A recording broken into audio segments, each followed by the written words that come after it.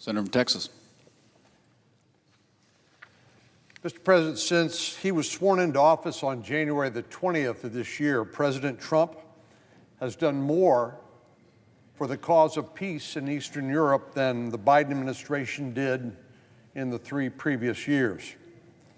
This was evident last month when President Trump met with President Putin in Alaska to discuss peace in Ukraine. President Trump is performing an important service to the West by attempting to negotiate a brokered peace. His goal is as simple as it is profound: true and lasting peace. It's an understatement to say a lot is at stake: ending the continued suffering and loss of life, halting Putin's land grab, and restoring Ukraine's economy and territorial integrity.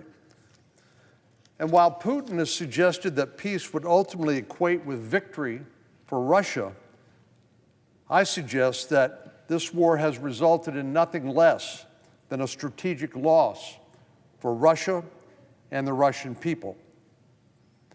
There seems to be a prevailing narrative that Putin is winning and Ukraine is losing, and that the purpose of ending this war is simply to mitigate further damage to Ukraine while appeasing the aggressor, Russia.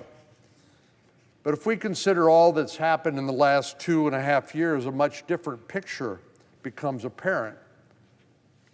Not only has Russia failed to achieve its operational objectives, it's also suffered significant strategic setbacks that will impact that country for years to come.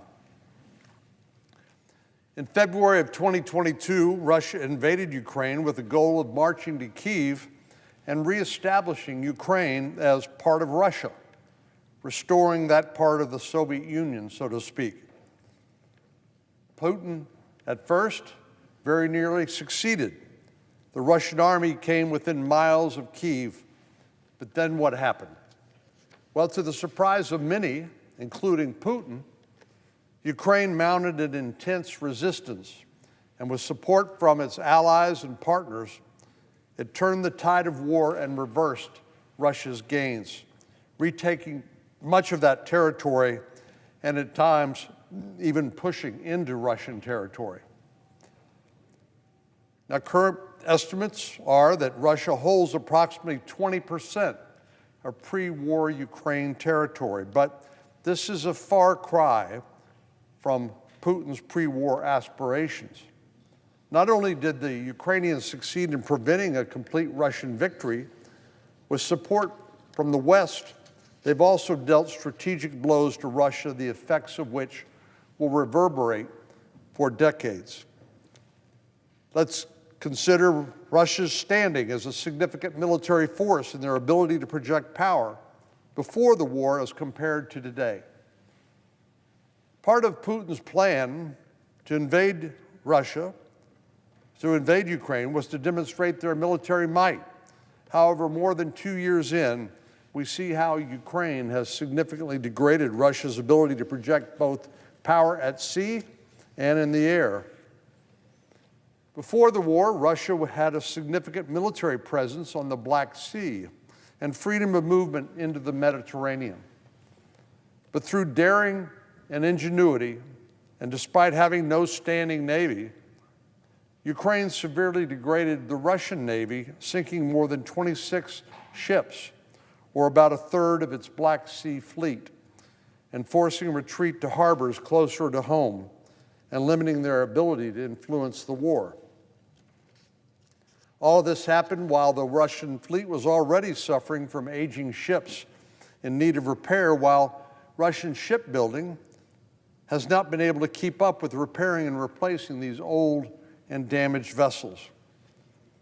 More significantly, Ukraine's successful attacks on Russian strategic bomber fleet this last June, which they carried out via Operation Spiderweb, neutralized approximately 40% of 40 Russian bombers across 5 military bases, in all about 1/3 of Russia's strategic bomber force. And more recently, Ukraine has successfully targeted Russian energy assets, which is the main source of revenue that it uses to fuel the war.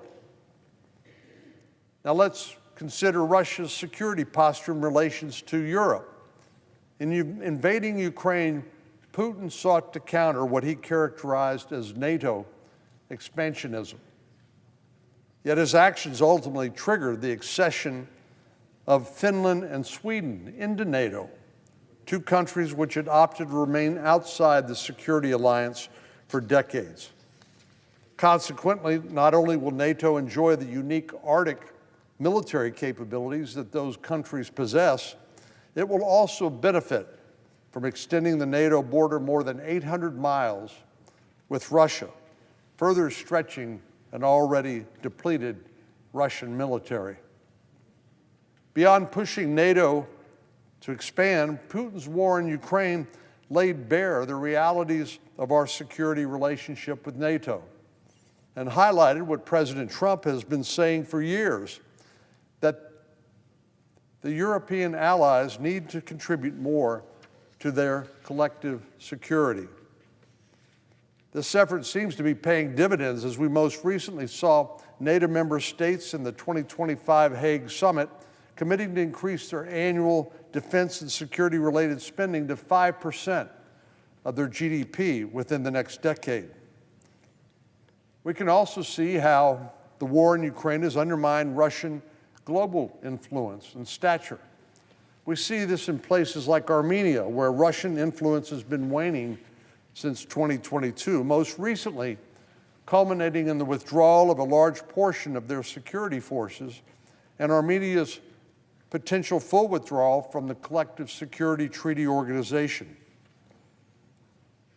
Additionally, whereas Russia used to be the mediator of a long-standing dispute between Armenia and its neighbor, Azerbaijan, America has been able to exploit their absence, most recently by President Trump's skillfully negotiated peace agreements between those long-warring nations. This agreement will cultivate political and economic relationships, increase opportunity for American investment in the energy-rich Caucasus, and facilitate regional economic integration through the establishment of the Trump route for international peace and prosperity, all at the expense of Vladimir Putin. We also see what's happened to Russia's influence in the Middle East, and specifically Syria. In April, Germany reported that it had expelled 40 Russian intelligence officers. Similarly, France has expelled 41 likely Russian spies. Nearly half of Russia's intelligence officers, about 400 by some estimates, have been expelled from Europe since 2022. According to some officials, this may have reduced Russia's ability to collect intelligence against our allies in Europe by about half.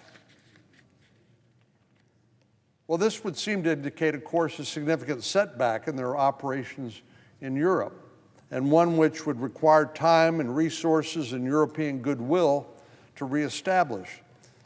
But I doubt that Russia will have any of those things in the near term. But perhaps the most significant cost of this war has been the human cost. Russia has suffered immense casualties, surpassing 1 million so far. But it's become apparent that Putin doesn't care how many Russians he needs to sacrifice to his aspirations to reconstitute the Russian Empire or influence in Europe. Ukrainian casualties have been significant too, at least 400,000 since 2022, while upwards of 20,000 Ukrainian children have simply been abducted by Russia and remain missing. But the human cost of this war is far beyond the mere casualty count. Russia suffered from a brain drain as high-achieving Russians have fled the country in order to avoid serving in the military. The year following the invasion, Russia had nearly 1 million young workers leave the country. Those fleeing the country are highly concentrated among the young and educated. 80% have a college education, and 86% are under the age of 45. According to one account, Russia's loss of highly skilled workers may be its most significant economic damage. Lastly, Russia has suffered severe damage to its economy as Western countries have imposed sanctions and limited their access to global markets. We've seen many European nations make efforts to wean themselves off of Russian oil and gas in order to diversify their own supplies and avoid subsidizing the Russian war effort. I'm proud of the fact that the state of Texas has helped fill much of that gap, and I'm hopeful that ongoing trade negotiations with India and the EU will further curtail Russia's ability to fund its war machine with the sale of fossil fuels. Russia's shift to a wartime economy will have lasting negative consequences for a long time into the future. It's been spending as much as 40% of its annual expenditures on defense or offense, as is obvious here, something we know from experience that is unsustainable in the long term and obviously of little benefit to the Russian people. So all things considered, Russia has suffered a significant strategic loss by their invasion of Ukraine. Apart from failing to conquer Ukraine, they've incurred enormous losses to their ability to project power and to collect human intelligence abroad.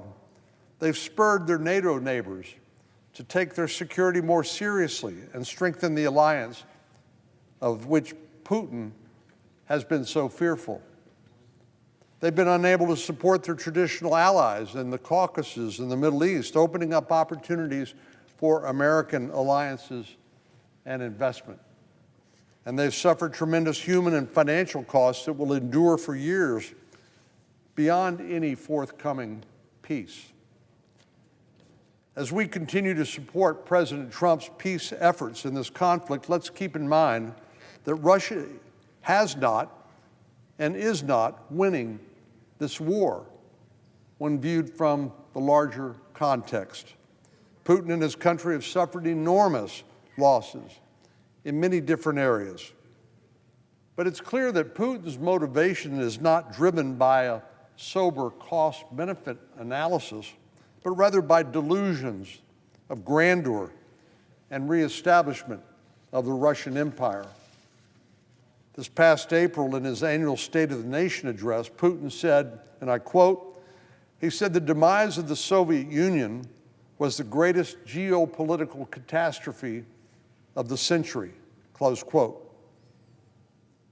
Putin is not a pragmatist. He's not moved by cost benefit. He's not moved by the loss of 1 million Russian casualties. The best way to bring Putin to the negotiating table with a sincere desire to end this war is by making clear that he has not and cannot win this war.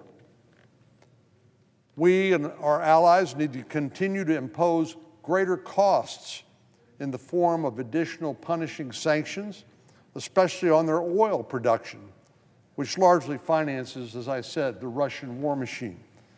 Putin is not going to change his stripes, and his ambitions remain unchecked. The surest way of ending the war and securing a lasting peace will be a united West showing Putin that he cannot win. Mr. President, I yield the floor.